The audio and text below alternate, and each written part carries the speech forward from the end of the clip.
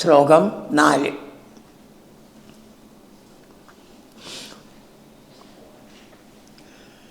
രഭസവിചലൽ പുച്ഛം. രഭസം വേഗത്തിൽ ചലിപ്പിക്കുന്നതായ വാല്. അതാണ്. ഇവൻ പശുക്കുട്ടിയുടെ രൂപത്തിലാണ് വന്നിരിക്കുന്നത്. പക്ഷെ ആട്ടിനെ പോലെ വാലിങ്ങനെ ചലിപ്പിച്ചു. അങ്ങനെയാണ് ഭഗവാൻ കണ്ടുപിടിച്ചത്. രഭസവിചലൽ പുച്ഛം, വേഗത്തിൽ ചലിപ്പിക്കുന്ന വാലോടുകൂടി വിച്ഛായത സഞ്ചരിക്കുകയാണ് അവൻ ഈ പശുക്കുട്ടികളുടെ ഇടയിൽ. വിലോകയൻ, ഭഗവാൻ കണ്ടു. നല്ലവണ്ണം ശ്രദ്ധിച്ചു അവനെ ഭഗവാൻ. കിമപി വലിത സ്കന്ധം, ചില സമയത്ത് സ്കന്ധം, കഴുത്ത്, സ്കന്ധം, ഇതാണ് സ്കന്ധം. ആ സ്കന്ധത്തിന് തിരിച്ചു നോക്കും. വലിതം, പിന്നാക്കം നോക്കുകയാണ്. അതായത് ഭഗവാൻ എവിടെയാണ് എന്ന്. ആ സ്കന്ധം തോൾപ്പട്ട എന്ന് പറയും. കഴുത്തും ഈ തോൾപ്പട്ട, അതാണ്. അങ്ങനെ തല ചരിച്ച് വലിതം വലനം ചെയ്യുക, പിന്നാക്കം തിരിക്കുക. അത് വിച്ഛായത അസ്യ, ഇവൻ്റെ, ആരുടെ? വത്സാസുരൻ്റെ ആ വാലാട്ടിക്കൊണ്ടുള്ള നടത്തവും ഇടയ്ക്കിടയ്ക്ക് കിമപി വലിത സ്കന്ധം, ഇടയ്ക്കിടയ്ക്ക് ആ സ്കന്ധത്തിന് പിന്നാക്കം തിരിച്ച്, എന്നിട്ടോ കൃഷ്ണനെ തന്നെ നോക്കണം.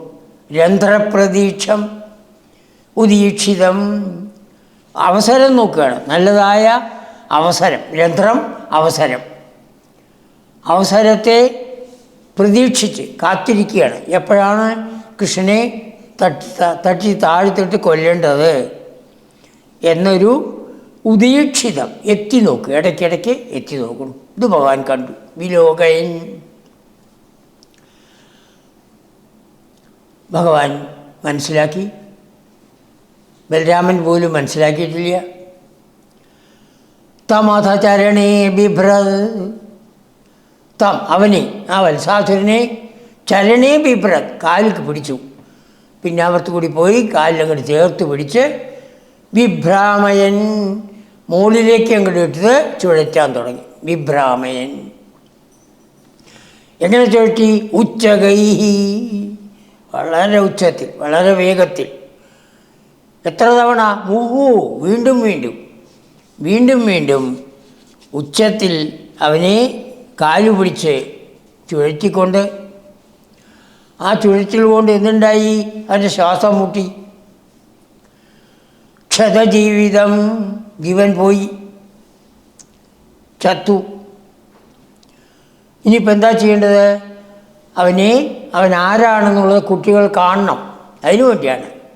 കുഹജനമഹാവൃക്ഷേ ചിക്ഷേപിത, വലുതായിട്ടുള്ള ഒരു വൃക്ഷം, ഏതോ ഒരു വൃക്ഷത്തിലേക്ക് ക്ഷിക്ഷേപിത, ക്ഷേപണം ചെയ്തു, വലിച്ചെറിഞ്ഞു.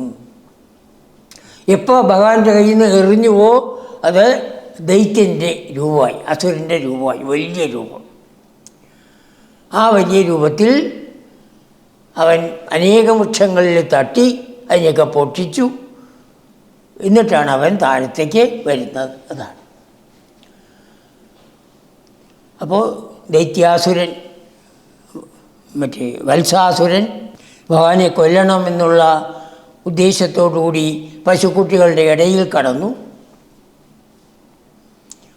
രഭസവിചലൽ പുച്ഛം, എപ്പോഴും വാലാട്ടിക്കൊണ്ട്, വളരെ വേഗത്തിൽ വാലാട്ടിക്കൊണ്ട്. വിച്ഛായത അസ്യ, സഞ്ചരിക്കുന്നതായ അവൻ്റെ വലിതസ്കന്ധം രന്ധ്രപ്രതീക്ഷമുദീക്ഷിതം, തലതിരിച്ച് നല്ല അവസരത്തെ നോക്കിക്കൊണ്ട് നിൽക്കുന്നതായ ആ അവസ്ഥയെ വിലോകയൻ, ഭഗവാൻ കണ്ട്.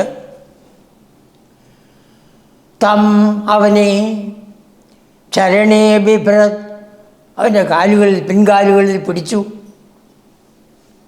വിഭ്രാമയൻ മുകളിലേക്ക് എടുത്ത് ചുഴറ്റി. ആ ചുഴറ്റൽ കൊണ്ട് ക്ഷതജീവിതം, അവൻ്റെ ജീവൻ പോയി. എന്നിട്ട് അവനെ ചിക്ഷേപിത, ഒരു മഹാവൃക്ഷത്തിലേക്ക്, വലിയ വൃക്ഷത്തിലേക്ക് ക്ഷേപണം ചെയ്തു, വലിച്ചെറിഞ്ഞു. എപ്പോൾ ഭഗവാന്റെ കയ്യിൽ നിന്ന് പോയോ അവൻ അസുരൻ്റെ, ദൈത്യൻ്റെ രൂപമായി. അവൻ അനേകം വൃക്ഷങ്ങളെയും മറ്റുമൊക്കെ അവൻ പൊട്ടിച്ച് താഴത്തിടുകയാണ്. അത് അടുത്ത ശ്ലോകത്തിലാണ് പറയുന്നത്.